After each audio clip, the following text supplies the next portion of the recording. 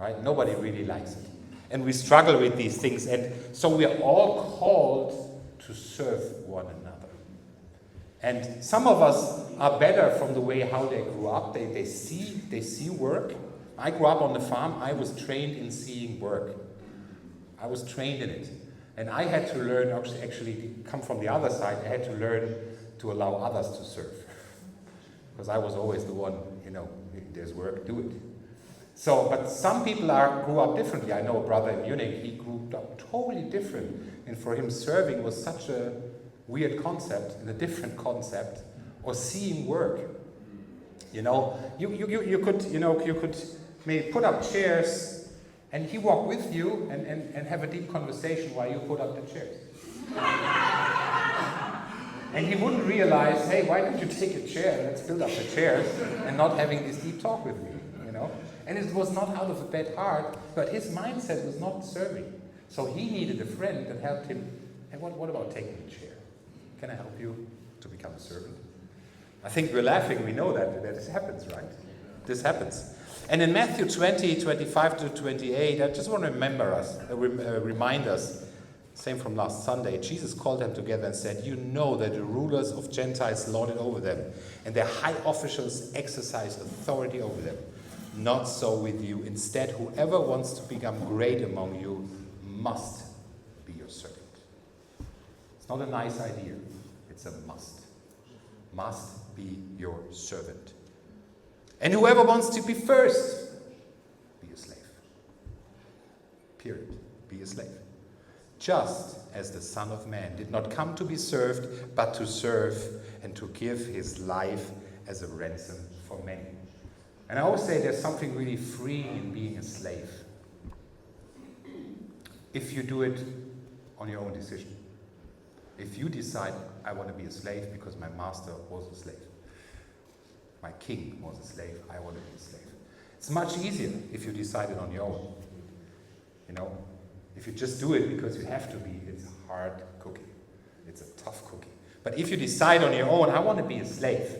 The good position of a slave is there's no one below you. So you cannot look down on others. There's no one to look down. Right? And a slave also, when he looks up to other people, his job is not to criticize. His job is, hey, how can I help you? How can I support you? What can I do for you? The more we together help each other to grow in that attitude of being a free slave, it's very free.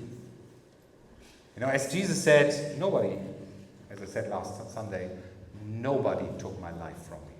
I gave it free. It was his free decision. And the other one in Luke 17, 7 to 10, I like also this attitude. Suppose one of you has a servant plowing or looking for after the sheep. Will he say to the servant when he comes from the field, come along now and sit down and eat? Won't he rather say, prepare my supper, get yourself ready, wait for me while I eat and drink. After that you may eat and drink. Will he thank the servant because he did whatever he was told to do? So also you, when you have done everything you were told to do, you should say, we are unworthy servant. We only done our duty. It's an inspiring challenge the more you get there. And it's challenging to get there. Right? But it's also freeing, I think, the more I learn step by step to see myself as a slave, the more I'm not living on the praises of others or looking for the praises of others or compare myself with others. Right? I've only done my duty. And also when we talk about gifts, it's not about making us great. It's not about, how do you say it in English?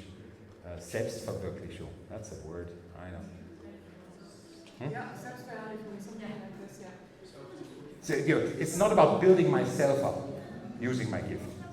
It's a side note that if I use my gift, the side thing is it gives me joy, right? But that's not the goal. It's not the goal, okay, I'm a good speaker, so hey, it's all about me, so I need to do it to make me feel good. That's not the point. That's a side effect. The point is, I got a gift to serve the kingdom. And whatever gift it is. And that's very free, Because if you do it for yourself, it's you're always comparing, you're always looking, do I get praises, will someone praise you? And in growing more and more, that attitude is, hey, I'm just a servant. It gives you freedom. I think that's one thing we can work on our own hearts to say, okay, it's not about praises. On the other hand, I want to have the heart to honor someone who serves. We all need encouragement. So I want to give encouragement to others, but I don't want to look around and give me encouragement. Like guarding my heart, but also being someone who looks around and sees, hey, who's serving? Hey, let me encourage them. Like every Sunday morning, I see when I come a bit earlier, I see Evelyn preparing the Lord's Supper, and every Sunday she reminds me, what a great servant. What a great servant. If she would not do it, we couldn't celebrate the Lord's Supper, right? A little thing. But seeing these things and encouraging one another with it is very good. But in our own hearts to say, hey, I'm just a servant. I'm not living on praises. And then when you get praised and when you get encouraged, it comes like a bonbon, like something extra, right? Which is then much more enjoyable. So we're all servants, and again, by wisdom, he was the greatest servant. He gave his gift, and his gift was his life. That's what he did. My gift is my life. That's what he said. And it was not something in that moment it's really about me. That was a painful thing. But he said, I use my gift to save you, as a reminder on the why. So look at a few scriptures, and then we split up again in groups. In Romans 12, 3-8, it says, For by the grace given me, I say to every one of you, do not think of yourself more highly than you ought, but rather think of yourself with sober judgment, in accordance with the faith God has distributed to each of you. For just as each of us has one body with many members, and these members do not all have the same function, so in Christ we, through many, form one body, and each member belongs to each other. We have different gifts according to the grace given to each of us. If your gift is prophesying, then prophesy in accordance with your faith. If it is serving, then serve. If it is teaching, then teach. If it is encouraged, then give encouragement. If it is giving, then give generously. If it is lead, do it diligently. If it is show mercy, do it cheerfully. So he's talking about these different gifts, and I think it's also very freeing to say, I have these and these gifts, and I use them, and I do not have to use the other ones. I do not have to. And it's so free. I don't have the gift of organization in details. I don't have it. I can do it. I learned how to do it. I learned to write Excel sheets. I look at these. I can do it. But it's very exhausting for me, honestly. I think I shared that example when we had the COVID time, all these decisions that had to be made for the church. Mask, yes or no. Windows open, yes or no. So there were so many rules in Germany you had to take care of. My brain was, draining. Because everyone was asking me and asking the leadership team. And then we looked at the leadership team and said, you two, you love this. We have two people who really love it. And they're very good in it. They know all the rules, they know all the techniques, they know what to say, they know what to do. He said, could you go through it? You make the decision, I submit. And I felt totally free. They said, yes, we love to do it. Amen, go for it. It's so great if you don't have to do something which is not your best spot. For example, I had another brother who was always eager to preach. Every time if you ask someone who likes to preach, he would lift up his hand all the time. And I think he's very good in doing a Lord's Supper in a small group, but he's not good in doing it in front of a big group. And then you're sitting there and you feel like, okay, man, where's the good thing I can find? Where's the good thing I can, right? And we're very encouraging, but in the end, he doesn't have to give the preaching. So I had to tell him, I spoke with him, because he was, again, can I do it? I said, okay, I need to be honest with him. So we spoke together, I said with him, I'm a bit afraid to talk to you about this. I don't want to hurt you, but do you think that is really your gift? What do you mean? He said, yeah, do you really think that it really influences? when you preach on Sunday? He started thinking. And I said, honestly, I don't think that's your gift. And then it also came up that it's challenging for him, right? And then we talked about, so what do you think is your gift? What do you really like? He said, what I really love, I love to invite brothers and sisters over and cook for them. And encourage them. That's what. And he's always, if you say, we want to do a barbecue, he's the first one. I'm doing it. And I said, why don't you use your time to do this?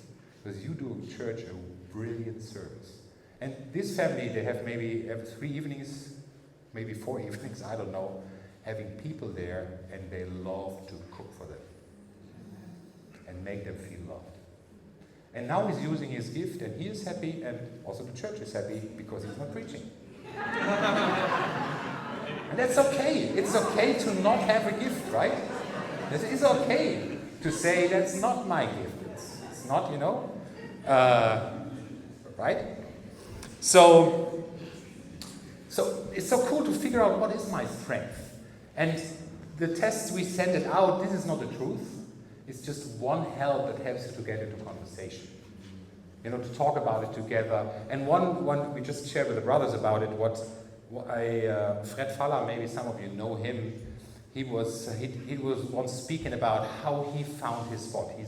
He became a teacher in the church. And he's working in the IT. So, first of all, someone wanted to make an evangelist out of him. And he tried, and he felt like a penguin on dry land. Like walking, like, you see, it doesn't work. So he tried. Then he said, okay, shepherding. Maybe shepherding is something. I can be with people. And he was with people like a penguin, right? And he saw other people connecting with people in a second, and he felt like, what is this? That's not me. And then finally he came to teaching. So he loved studying the Bible, and then he started in small groups teaching something. He said, wow, it has an impact. People listening to me. It helps people. It supports them. So by trying different things, we also figure out what is my gift.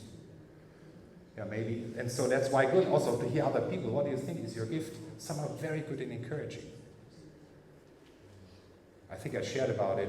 We have one sister, she cannot come to church service because she's very sick and she cannot be in a big group. It kills her. And so I know her since many, many, many years. But she's Miss Encouragement. What she is doing, she writes cards to everyone. And she's Miss Prayer. She prays for the church. So she's using her gifts, even if she's not able to come to be the big church. But she's listening to the sermons, and she's using her gift of encouragement. And I love it. And I need her prayers, and I need her encouragement. Right? So, and it's really good to figure out what are my gifts. And then the second part, to think about how we can use them. In 2 Peter 4, verse 7 to 11, the end of all things is near. Therefore, be alert, be sober, and of sober mind, so that you may pray. Above all, love each other deeply, because love covers a multitude of sins. Offer hospitality to one another without grumbling. Each of you should use whatever gift you have received to serve others, as faithful stewards of God's grace in its various forms. If everyone speaks, they should do it as who speaks the very word of God. If anyone serves, they should do it with the strength God provides, so that in all things God may be praised through Jesus Christ. To him be the glory and power forever and ever. So here's another list of gifts. I think it's not like we have these 16 gifts in the Bible and only these are the gifts. The Holy Spirit is working. Like, for example, technique was not so big 2,000 years ago. Right? With this one here. Jesus didn't run around with this one. But we have people like Imagine, we see, and he has a gift of technique and using that and helping us to spread the gospel. That's a gift. And we have it today. We have modern technique of social media. And we have, these are also gifts, how to use it, how to spread the gospel there. So we're not just limited to the list of gifts there, but to figure out what is a gift. And the thing is, use it to serve others. That's the point. Use it to serve the kingdom. That's it. That's the heart behind it. as God's stewards of grace. Because God gave it to us in His mercy. And with His mercy, He made us ready to use now and to live for a good purpose. Right? We came naked, we go naked. In between, He gave us some gifts. And He said, come on, use it. Use it to build up my kingdom. Use it to build up my kingdom. And I think the attitude, 2 Corinthians 1, verse 24, I like that. Paul is talking in a different context to the church in Corinthians. But his attitude, not that we lord it over your faith, but we work with you for your joy. You know, when we help each other to figure out our place in the kingdom, sometimes we can get the attitude, hey, why are you not there? Come on, move on. We can look down on each other. We can be frustrated, which is human, yeah? Frustrated with one another. But the attitude of a slave, how can I be a helper to your joy? Which also means, how can I help you to use your gift for the kingdom? How can I help you on that journey? Because you will get more joy if you use your gift for God. So having this attitude when we help one another. Nani, you want to share?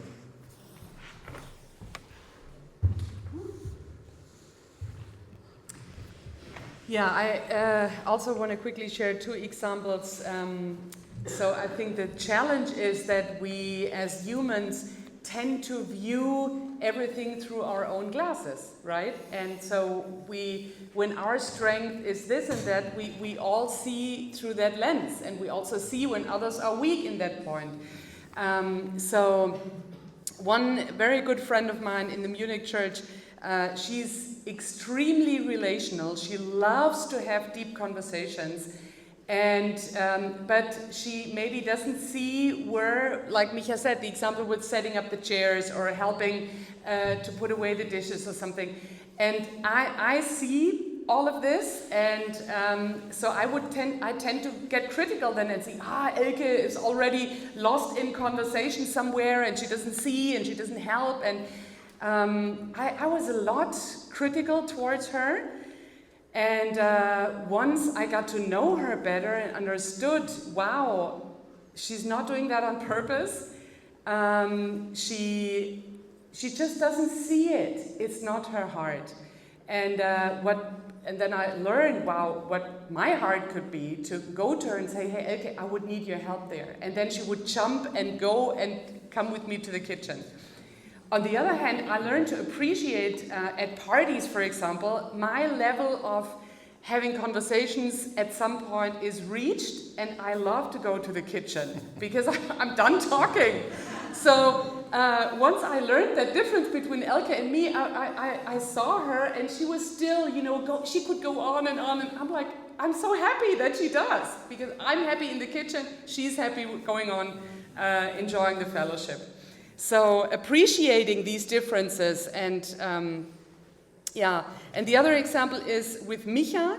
I think with getting to know each other more and understanding more how each and every one of us is built, I also learned to appreciate more, for example, that he's very visionary and has the big picture. As he just said, details is not so much his thing.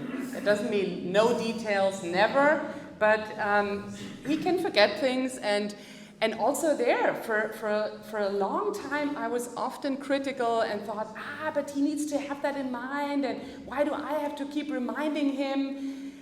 And then several years ago, we did a personality test, and I realized, wow, actually, this is his personality. That he's very big, very strong in this area, and this is not so much his thing.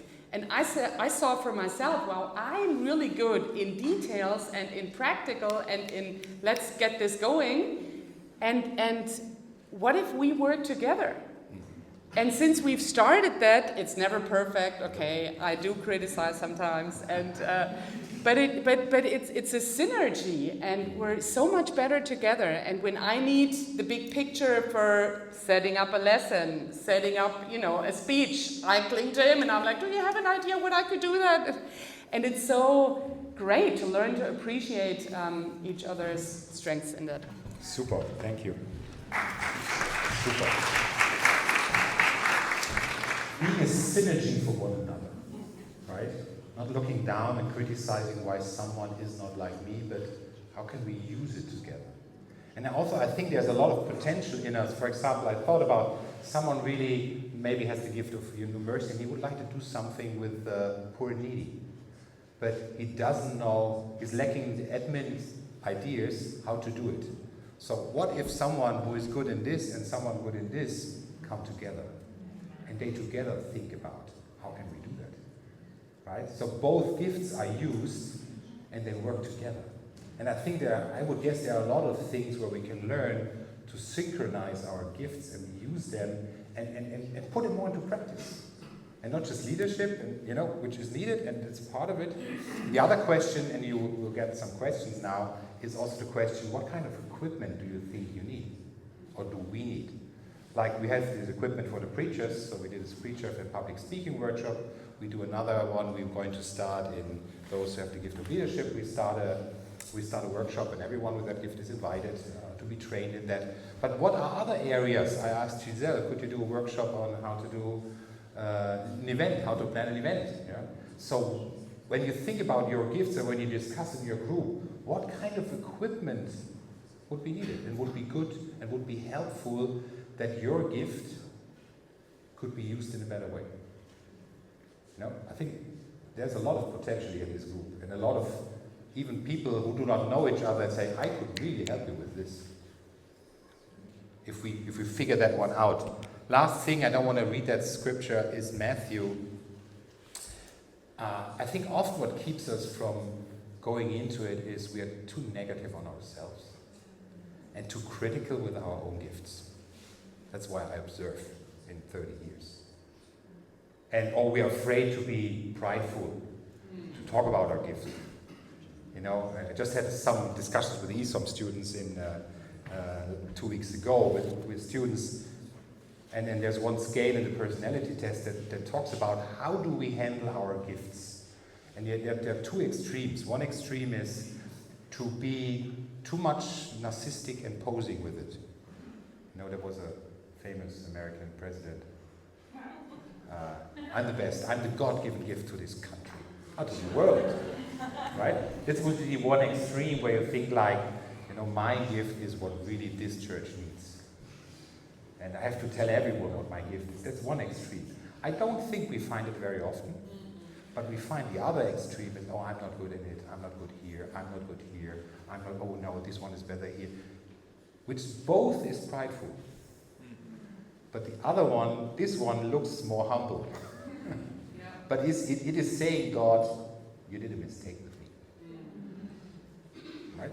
That's what we're saying. And I had to learn this. I think I shared with you, a brother came up to me and he challenged me in the 1949, I still remember. We had a walk and I shared with him about, I'm not a good friend with people, I cannot connect with people, it's so hard for me. He stopped me and he said to me in a very loud voice, as a friend, he was a good friend, he said, can you shut up, please? What do you mean, shut up? You have really a gift of connecting with people, but you're so negative on it and trying to be perfect, and you're not using it. Think about it. Think about your gifts. Are we making them so little and so small that we do not use it? And so I think our attendance in the church is we hold back on that side. My personal observation. We are more on that side, holding back because we're afraid to get prideful or whatever. If you're on that side, it takes a long to get narcissistic. I tell you, it's a long way to become, I'm the God-given gift to this church here. Yeah. So try a little bit more. Get out of that zone of humble yourself and say, okay, God, you gave it to me. I want to be a good steward. And I think Peter was one of them. And he needed a Jesus to say, you're the one. You're the one I'm going to build my kingdom on. And he had a vision for him which Peter didn't have at that time. And he didn't especially have in the moment when he betrayed him.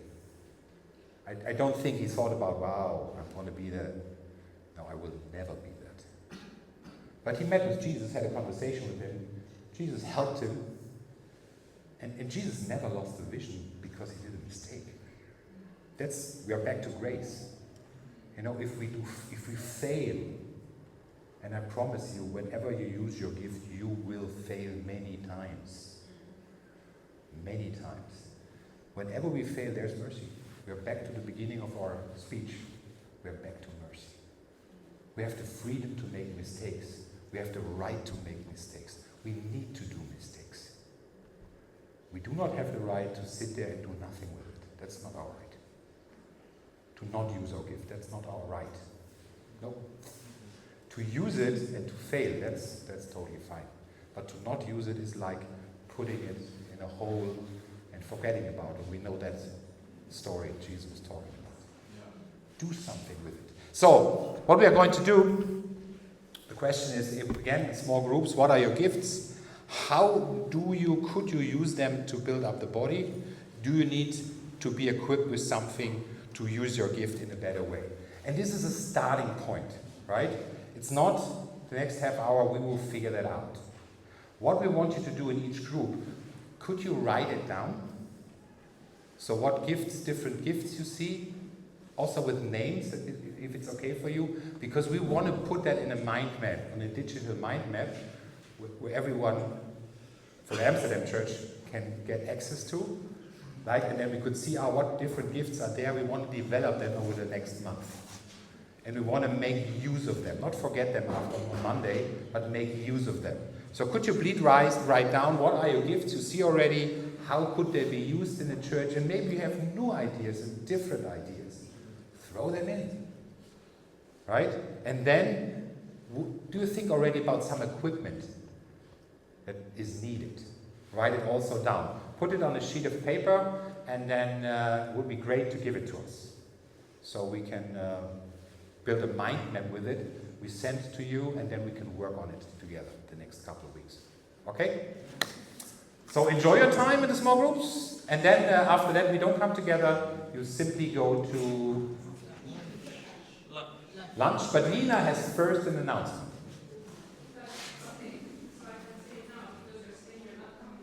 Yes. When you are finished with the group, I'm going to publish here on the back, on those walls, the teams. So please take a look at it so that you know in which team you are. If your name is not there, that means that A, you are part of the organizing team. B, you explicitly said that you didn't want to join a group, and we encourage you to come at least cheer them up. Or C, we just don't know. There is another thing for parents of kids below 8 years old. We haven't allocated in the team. The kids might choose to join the father or the mother that may not be necessarily in the same group. So their decision so that you also know about it. Okay? Don't forget to check the teams, and there will be a bracelet with the color of your team, so pick one up. And then at 1:30, I think, or 2, we are starting with the games. At 2 o'clock, we are starting with the games, but don't forget to check that out. Okay? Super, thank you so much, Nina. Cool, so get into your groups. Please don't forget to write it down and give it back to Dani or me. That would be really helpful. Enjoy your time.